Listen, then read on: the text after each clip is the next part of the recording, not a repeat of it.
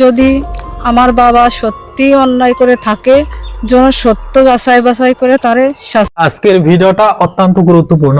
আজকের এই ভিডিওর মাধ্যমে আপনাদেরকে কয়েকটা গুরুত্বপূর্ণ ভিডিও ক্লিপ অংশ দেখাতে যাচ্ছি। পুরো ভিডিওটি কন্টিনিউ করেন, তাহলে এই ভিডিওর মাধ্যমে অনেক কিছু জানতে পারবেন আপনারা। হিটু শেখের একমাত্র মেয়ে, মানে আপনি এখন এই মুহূর্তে কি চান? আপনার পিছনে যে ঘর বাড়ি দেখছি সব পুরানো, লন্ডভন্ড, কিচ্ছু নাই। আপনার দাদি গাছতলায় বসে আছে। আমি বলতে চাই, যদি আমার বাবা সত্যি অন্যায় করে থাকে, যেন সত্য যাচাই বাছাই করে তারে শাস্তি দেয়, উল্টা পাল্টা কোনো তদন্ত দিয়ে তারে শাস্তি না দেয়, পুরো পরিবার শেষ না করে। আর আমার ভাইরা, আমার মা যদি কোনো অপরাধ না করে থাকে, নির্দোষ হয়ে থাকে, তাহলে তাদেরকে কেন খালাস করা হচ্ছে? এবং আপনার আমার দাদি নিজের জায়গা, নিজের ঘর বাড়ি দোষ করেছে, যদি কেউ করে থাকে তার শাস্তি হবে। সেই কারণে আমাদের ঘর বাড়ি পুরাই দিছে। আমার দাদি এখন কোথায় খাবে? খাওয়ার জিনিস তো ঘরে ছিল। আমার দাদি এখন গাছতলায় এর বাড়ি ওর বাড়ি ঘুমাই বেড়াচ্ছে, শুয়ে বেড়াচ্ছে, কেউ খাতির দিচ্ছে না। তো সে এখন কি খাবে, কোথায় যাবে? আপনার বাড়িতে কি কি ছিল? ঘরে তো আপনি দেখছেন সব তো লুটপাট হয়ে গেছে, অনেক কিছু পুড়ে গেছে, অনেক কিছু নিয়েও গেছে। আমি মোটর দেখছিলাম, পানির মোটর। জি, মোটর ছিল, কল ছিল, তিনটা রুমে 3টা চৌকি ছিল, বারান্দায় একটা চৌকি ছিল, ঘরে ফ্রিজ ছিল, বাক্স ছিল, শোকেস ছিল, আরো যাবতীয় থালা বাটি হাঁড়িকুড়ি যা ছিল, কাপড় চোপড়ও ছিল। আমার দাদি শুধু তার একটা নিজের মানে শাড়ি নিয়ে বের হয়েছে, তাছাড়া সবই ঘরে ছিল। মানে এক কাপড়ে আর একটা কাপড় নিয়ে বেরোতে পারছে। জি। আচ্ছা, তার তো অবস্থা খুবই খারাপ। আসলে বাড়িটা কে করছিল বা কে কিনছিল একটু বলতে পারেন? যখন বাবা জায়গা কেনে তখন তাদের একটা ছাপড়া ছিল। আমরা শুধু জায়গাটুকুই কিনেছি তাদের কাছ থেকে, তাদের ঘর বাড়ি যা ছিল তারা নিয়ে গেছে। আর আমার বাবা দাদি সবাই মিলেই কষ্ট করে এই বাড়িটা করেছে। আমার আব্বু গরু পুষতো, আমার আম্মু সেইগুলো খায়নি বেড়াতে, সেইটা বেছেই মনে করেন 4 মাস আগে আমার ভাইয়ের বিয়ের কথা শুনেই আমরা এইগুলো প্লাস্টার করেছি, ঠিক করেছি। ঘরের ভিতর বাথরুম, গোসলখানা করেছে। এখন মনে করেন আমাদের টাকা পয়সা বলতে কিচ্ছু নেই, একদম নিঃস্ব ফকিরের মতন করে দিছে। আচ্ছা, এই যে আপনার বাবা সম্পর্কে যেটা শুনছি, একজন ওনার আগেও দু একটা ঘটনার কথা মানুষ বলতেছে, আমরা তা দেখি নেই। আপনি তো জানেন, আপনার বাবাকে ভালো করে চেনেন, একটু বলবেন মানে তার কি আসলে কোনো সমস্যা ছিল? সমস্যা বলতে আমি জানা মতে শুধু একটা কথাই জানি, এই পাশের বাড়ি ওইখানে ছাগল আনতে যাচ্ছিল বলে সে গোসল করতেছিল, তখন যেতে যে চোখ চলে গেছে। এই কারণে আমি ছিলাম আমার শ্বশুর বাড়িতে, আমার বাবা ফোন দিছিল যে আমার নামে এরকম মিথ্যা কথা বলতেছে। আসলাম, আসার পরে তাদের কাছে যে আমি শুনলাম, তো তারা সব কথা শোনার পরে তারা বলছিল যে তোমার বাবা মেরে ফেলবা, তার হুমকি দিছিল। তারপরে আমি বললাম যে সে যদি সত্যি কিছু না করে থাকে, স্বাভাবিক কিছু করা যায় না, তাই তারা জুতোর বাড়ি দিছিল 2টা। আসিয়ার সঙ্গে যে ঘটনাটা, আসিয়াকে তো আপনি চেনেন? জি। আসিয়া আপনার ভাইয়ের শালী, আপনাদের বোনের মতোই, বা আপনার সন্তানের বয়সও তো আসিয়ার সমান। আপনার কি সন্তান আছে? জি, 5 বছর বয়স। ছেলে না মেয়ে? ছেলে। আচ্ছা, আপনার 5 বছরের মেয়ে আছে, ছেলে আছে। আসিয়ার সঙ্গে যে ঘটনাটা নিশ্চয়ই অন্য কোথাও তো হয়নি, এই বাড়িতেই হয়েছে। জি। এটা মানে কিভাবে, মানে আপনি কি মনে করেন যে আপনার বাবা দোষী থাকলে একজন হয়তো দোষ করছে, বাকিরা দোষ করে নাই, এরকম কিছু? জি, পরিবারের 4 জন লোকই কেউ কোনোদিন চাইবে না নিজের স্বামী যদি অন্যের সাথে কথা বলে তাই নিজেদের সহ্য হয় না। তো সেইখানে কি আমার মা চাইবে যে আমার স্বামী এই অন্যায়টা করুক আর আমি তারে সাহায্য করি? কি আমার ভাই চাইবে যে আমার বাবা এই কাজটা করুক, আমরা তাকে সহযোগিতা করি? কখনোই চাইবে না। যদিও কেউ করে থাকে, সে যে কোনো একজন করেছে, আর তার শাস্তি হওয়া উচিত, কিন্তু সঠিক তথ্য অনুযায়ী শাস্তি দেওয়া উচিত। হঠাৎ করে মিথ্যা তদন্ত কিংবা কেউ কিছু বলেছে সেই সব শুনেই যে তারা শাস্তি দেওয়া হবে, এটাও ঠিক না। এখন তো আপনার প্রথম দাবি হচ্ছে দাদি যেন ভালো করে থাকতে পারে। জি জি। দাদির জন্য তো একটা তাদের যে ঘরটা ছিল, ঘরে তো কোনো অপরাধ করি নাই। দাদি যেই রুমে থাকতো সেই রুমটাও যদি রাখতো তাহলেও তো একটা কথা হতো যে তার জায়গায় তার ঘরটা রেখে দিছে। আপনি তো ছোটবেলা থেকে এখানে বড় হয়েছে। জি। এখানে স্মৃতি যখন এসে দেখলেন ভেঙে দিল সবকিছু, খারাপ তো লাগছে? খারাপ তো লাগবেই, কারণ বাবা মা সবকিছু শখ করে ছেলে মেয়েদের জন্যই করে। কষ্ট, তারা হাজার কষ্ট করলেও ছেলে মেয়েদের মুখের দিক তাকায় সেই কষ্টগুলো ভুলে যায়। আমার তো খারাপ লাগতেছে, কিন্তু আমি মেয়ে হয়ে কিছুই করতে পারতেছি না। সত্যি মিথ্যা যাচাই করতে পারতেছি না, কোনো যোগাযোগ করতে পারতেছি না, বাবা মার খোঁজ খবর নিতে পারতেছি না। আপনি কি গিয়েছিলেন কারাগারে বা যোগাযোগ করার চেষ্টা করছেন, দেখা করার চেষ্টা করছেন? দেখা করার চেষ্টা করছিলাম, মানে বাবা মায়ের কাপড় দিয়ে আসতে গেছিলাম একদিন, চেষ্টা করছিলাম কিন্তু আমার দেখা করতে দেয়নি। কাপড় চোপড় কি দিছিল? এটা তো আপনি জি। জানেন না। কাপড় চোপড় মানে আমি পুলিশের হাতে দিছিলাম, সে দিছে নাকি আমি এটা বলতে পারবো না। আচ্ছা, মানে গ্রেপ্তার হওয়ার পর থেকে বাবা মা ভাই কারোর সঙ্গে দেখা হয়নি আপনার? না না আপনার দাদি কি দেখা করতে পারছে? না দেখা করতে পারেনি। মানে টোটালি তারা কেমন আছে আপনারা জানেন না? না।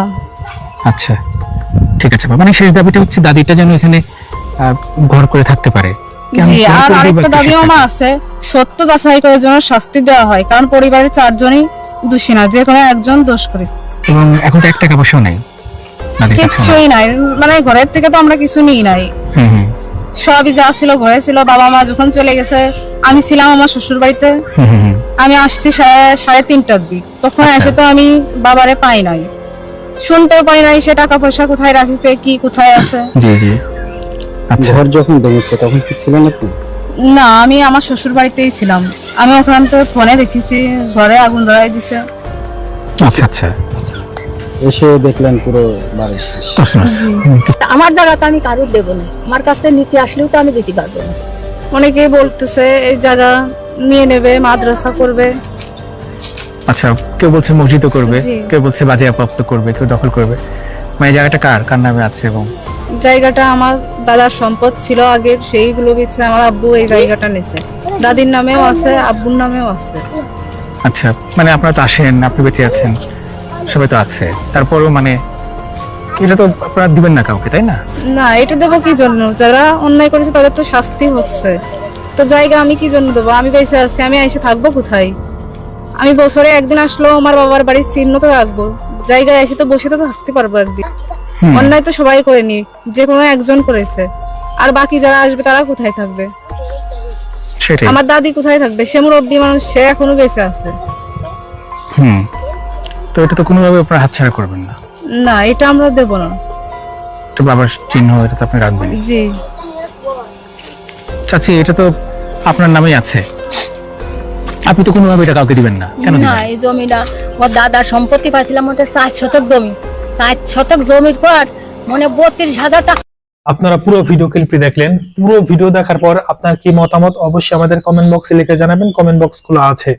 বর্তমান সময়ে অন্তর্বর্তীকালীন সরকার যেভাবে দেশ চালাচ্ছে, আপনি কি মনে করেন এভাবে কি একটা দেশ চলতে পারে? এভাবে কি দেশের মানুষ শান্তিতে থাকতে পারবে? এই যে যেভাবে দেশ চালাচ্ছে, আমার মত, মানে আমি একজন সাধারণ একজন দেশের নাগরিক হিসাবে আমি বলতে চাই যে যেভাবে শহরগুলোতে লুটপাট, ধর্ষণ, খুন, রাহাজানি, এটা সেটা বিভিন্ন অপকর্মগুলো হচ্ছে, এইভাবে আসলে একটা দেশ চলতে পারে না।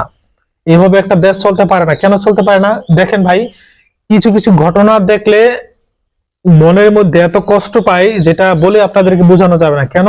দেখেন ভাই, চলন্ত বাসে ডাকাত ঢুকছে, বুঝবেন, সারা রাত ভর, মানে 42 জন যাত্রী ছিল, এর মধ্যে 2 জন নারীকে রাত ভর ধর্ষণ করছে। রাত ভর, মানে ওই যে বড় বড় যে মানে এক জেলা থেকে আরেক জেলায় ছেড়ে যা বড় বড় বাসগুলো আছে, রাতের নাইটের বাসগুলো, সেগুলো 2 জন মহিলাকে সারা রাত ভর ধর্ষণ করলো। অথচ এতগুলো পুরুষ মানুষ কোনো কিছু প্রতিবাদ জানাতে পারলো না, যা অস্ত্রের মুখে, ঠিক আছে, ভয় পাইছে। কিন্তু আমার কথা হচ্ছে, এই যে যেই মেয়েটাকে ধর্ষণ করলো, সে বুঝতেছে যে আসলে যাকে ধর্ষণ করছে সে বুঝতেছে কতটা কষ্ট তার, সে সমাজের মধ্যে কোনোদিন আর মুখ দেখাতে পারবে? হয় আত্মহত্যা করবে, না হয় কিছু একটা অঘটন ঘটাবে, বা কারোর সাথে জীবনে কোনোদিন বড় গলায় কথা বলতে পারবে না। এরপর যার স্ত্রীকে, যার মাকে, যার মেয়েকে ধর্ষণ করছে, তার অবস্থাটা কি হবে? তাদের অবস্থা, তারা কারোর সাথে বড় গলায় কথা বলতে পারবে, সমাজে মুখ দেখাতে পারবে? কোনো কিছু হবে না। তারপর বলি হ্যাঁ এটা দুর্ঘটনা, হ্যাঁ ঠিক আছে, কিন্তু কথা হচ্ছে এই যে ধর্ষণটা হলো, হ্যাঁ গ্রেফতার করা হয়েছে, আমরা গ্রেফতারের যে নাটকটা, সেই নাটকটা করা হয়েছে, এটা আমরা মানি। কিন্তু কথা হচ্ছে এই যে ধর্ষণ যে করলো, যাদের গ্রেফতার করলো, এই গ্রেফতার বিচারটা কি হয়েছে ভাই? তাদেরকে গ্রেফতার করলো, আরেক দিক দিকে তাদেরকে ছেড়ে দেওয়া হয়। এটা কি? এটা মানে ফাইজলামি? এটা কি ফাইজলামি? এটা যার ডক্টর ইউনূসের মেরে আজকে এইভাবে দর্শন করতো সারা রাত ভর, তাহলে দেখতাম মানে এইভাবে যেই বিচারটা করছে, এইভাবে কি আসলে তিনি বিচার করতে পারতেন? কোনোভাবেই বিচারটা করতে পারতেন? তিনি কি করতেন? সাথে সাথে জনসমক্ষে মিডিয়াকে সামনে রেখে ক্রস ফায়ার দিয়ে দিত। কিন্তু আজকে এই অন্যর বেলায় কোনো এগিয়ে আসে না। এই জিনিসটা খুব কষ্টকর। একটা কথা ডক্টর ইউনূস সাহেবকে বলতে চাই এই ভিডিওর মাধ্যমে, যদি কোনোদিন তার কাছে পৌঁছে, একটা কথা বলবো যে এমন কিছু আইন আপনি করে যান যে আইনটা আপনি যাওয়ার পরেও মানুষ 20 বছর 50 বছর পর্যন্ত যেন মনে রাখে না, হ্যাঁ ডক্টর ইউনূস দেশ চালিয়েছিল, ধর্ষণের বিচার এরকম ভাবে এত কঠোর করেছিলেন। শুধু তাই না, তিনি এরকম ভাবে চোরের হাত ধরতে পারলে সাথে সাথে কর্তন করে দিবে, কেটে দিবে, এরকম একটা নিয়ম করেন। যারা রাহাজানি চুরি ডাকাতি করবে তাদের এরকম একটা শাস্তির ব্যবস্থা করে যান, যাতে করে পরবর্তী প্রজন্ম এই দুঃসাহস পর্যন্ত না দেখা যে না এটা চুরি করবো বা এটা সেটা করব। যদি না করে যেতে পারেন তাহলে আপনার জীবনটা ব্যর্থ হয়ে যাবে। কারণ দেখেন ফখরুদ্দিন সাহেব অল্প কয়েকদিন দেশ চালিয়েছে, অল্প কয়েকদিন, মাত্র অল্প কয়েকটা মাস চালিয়েছে। এর মধ্যে তিনি যে নিয়ম কানুন করছে সেই নিয়ম কানুন এখন পর্যন্ত, হ্যাঁ বর্তমানে বহু আগের কথা, কিন্তু ফখরুদ্দিন দেশেও নাই, তার নামগন্ধ নাই, অথচ তার আইনগুলো, তার শাসনগুলো এখন পর্যন্ত মানুষের কানে বাজে। কিন্তু এখনো বলতেছে না ফখরুদ্দিন দেশ চালিয়েছে, এইভাবে যদি দেশ না চালায় কোনোদিন দেশ চলে না, এরকম কথা এখন পর্যন্ত আজকে সকালবেলা বলেছে মানুষগুলো। কেমন সম্ভব বোঝেন কিছু, কি পরিমাণ আইন করছে, মহিলাদেরকে যেরকম আইন করছে, যেরকম চোর আইন করছে, সেরকম বিভিন্ন ভাবে এত আইনগুলো করছে। ভাই আমাদের ওই সময় জন্ম হয়েছে কিনা আমার সঠিক আমার জানা নেই, রইলেও আমরা ছোট মানুষ বুঝি না ওই সময়, পরবর্তী শুনছি আর কি, আমাদের বাবা মা বা দাদা তাদের কাছ থেকে শুনছি কি পরিমাণ আইনটা করা করছে। ওইরকম আইন না করলে এভাবে দেশ চলে না। ডক্টর ইউনূস সাহেব আপনার ভয়টা কিসের? 18 কোটি মানুষ আপনার সঙ্গে আছে, এই দেশটা দুর্নীতি মুক্ত আমরা করতে চাই। আগের স্বৈরাচারকে কেন আমরা এই দেশ থেকে তাড়িয়েছি সেটা আপনি ভালো করে জানেন। অনেক স্বৈরাচারী করছে, দেশের টাকা পাচার করছে, এই জন্যই তো তাকে আমরা তাড়িয়েছি। কিন্তু সেই একই অবস্থা, এর চাইতে ভয়াবহ অবস্থা আওয়ামী লীগের চাইতে, আমলের চাইতে এখন বর্তমান আমলে আরো বেশি ভয়াবহ হচ্ছে। যে পরিমাণ দুর্নীতি, রাহাজানি, খুনাখুনি, টাকা ধর্ষণ, এটা সেটা 5 বছরের মেয়ে পর্যন্ত এই সমস্ত নরপিশাচদের কবল থেকে রেহাই পায় না। চিন্তা করতে পারেন, যার মেয়েটা দর্শন করছে সে কি এখন এই দুনিয়াতে আছে, থাকতে পারে? চিন্তা করেন তো। আমি একটা কথা বলবো, অন্তর্বর্তীকালীন সরকার যদি ব্যর্থ হয় তাহলে এই সে যেন হয় এই গদি ছাড়ুক, আর না হয় সে কি করুক, না হয় নির্বাচন দিয়ে দেখ, এই দুইটা একটা করুক। এর বাইরে আমরা অন্য কিছু চাই না, এর বাইরে আমরা অন্য কিছু চাই না। আমরা হয় নির্বাচন, না হয় তিনি গদি ছেড়ে দেখ, আর না হয় তিনি এমন কঠোর ব্যবস্থা করুক যাতে করে দেশের মানুষ একটারে বিচার করলে যেন 50টা যেন ভয় পেয়ে যান, না আই হাই এটা কি ভাবে সম্ভব, এরকম যেন কথা বলে। তো যাক, আর কোনো কথা না, ভিডিওটি শেয়ার করবেন। আর কথার মধ্যে কষ্ট পেয়ে থাকলে, আমি যে কথাগুলো বলেছি আমি কি আসলে অতিরিক্ত বলেছি নাকি ঠিক কথা বলেছি অবশ্যই কমেন্ট বক্সে লিখে জানাবেন। ভিডিওটি শেয়ার করে দিবেন। আল্লাহ হাফেজ।